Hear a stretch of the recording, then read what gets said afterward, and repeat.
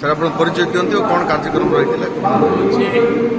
Director president पत्रिका भंजनागर राजेश पारिक आज जो विश्व फोटोग्राफ दिवस था भुवनेश्वर एसोसिएशन ये भुवनेश्वर ना कहती जाऊँचे भुवनेश्वर में जो एसोसिएशन गढ़े तार महत्व अलग तार प्रेम अलग तार संघबोध अलग से पुणी थे धन्यवाद देवी ये भुवनेश्वर फोटोग्राफ एसोसिएशन को यही भाईचारा सृष्टि करगू तार शुभकामना करुच्छे।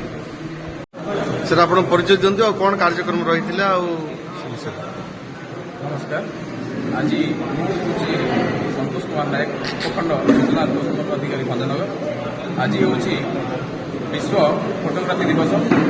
यह आज आम भुवनेश्वर उपखंड में आम भुवनेश्वर फोटोग्राफी एसोसिएशन अति सुंदर सहित पालन करमर अच्छा बरण्य अतिथिगण एवं समस्त Bhubaneswar association photograph association photographer एवं वरिष्ठ फोटोग्राफर तथा बुद्धिजीवी वरिष्ठ नागरिकगण समस्ते ये उपस्थित अच्छा।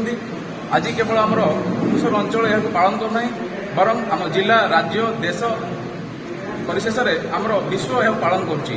फोटोग्राफर केवल आमर चित्रांकन करवा ताहा नुहे बरं आम प्रकृत छवि प्रकृत वार्ता आमर प्रचार प्रसार करवा आम जनसाधारण निकट में आम वार्ता पहुंचाई पारुछे।